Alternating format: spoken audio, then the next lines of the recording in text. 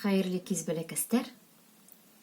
Мин һеҙгә бөгөн «Моң сере» тигән башҡорт халыҡ әкиәтен уҡып ишеттергем килә.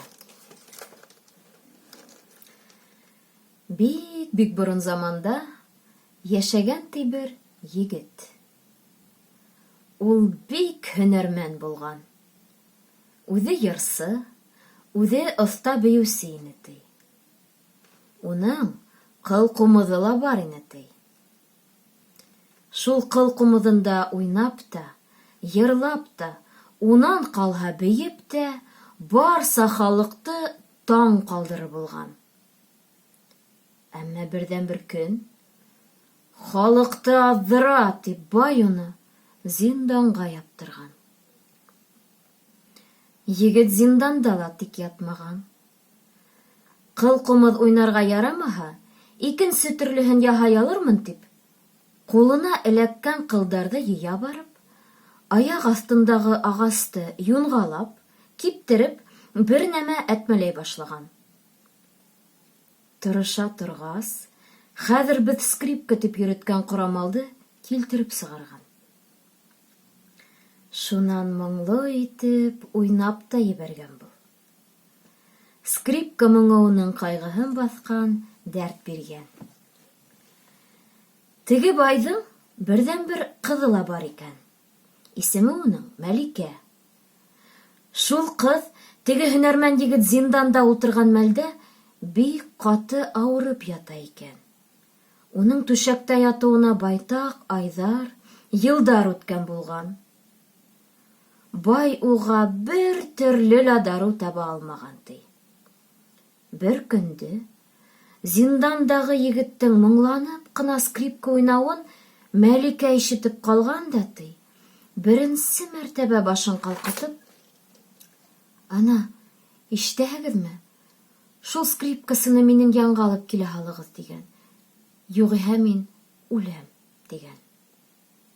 Егетте Мәликә ятҡан бүлмәгә алып килгәндәр. Ул ингәс бай ҡыҙы: «Әле генә зинданда уйнаған көйөңдө уйна әле, зинһар» тигән. Егет бер көй уйнаған, 2 көй, иртәнсәк башын ҡалҡытырға ла хәле булмаған Мәликә тороп уҡ ултырған. Етәр тип әйтеүсе булмағас, егет уйнаған да уйнаған, уйнаған да уйнаған.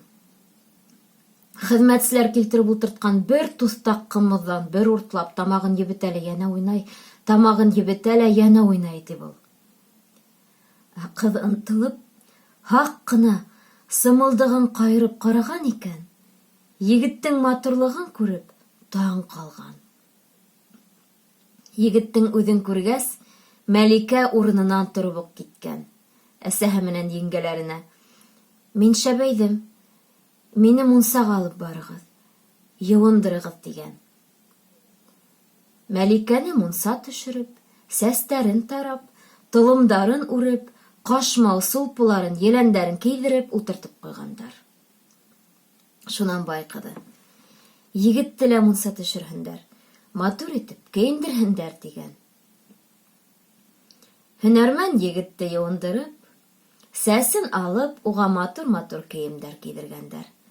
Уны ҡабат зинданға ябыусы булмаған. Егет тик ҡыҙ янында ғына уйнап ултырыр булған. Ә матур ҡыҙҙы күргәс, уның скрипкаһы тағы ла моңлораҡ, йырҙары тағы ла һағышлыраҡ булып киткән ти. Уны тыңлаған Мәликә тамам аяҡҡа баҫҡан ти. Ана шулай итеп, йыр менән скрипка моңо егетте тотҡонлоҡтан ҡотҡарған, ә үлем түшәгендә ятҡан ҡыҙҙы аяҡҡа баҫтырған. Йыр-моңдоң бына шулай тылсымлы сере була икәне, балалар. Шуға күрә йыр-моңдо һөйөп, яратып йәшәгеҙ, балалар. Әлегә тыныс йоҡо, һау булығыҙ.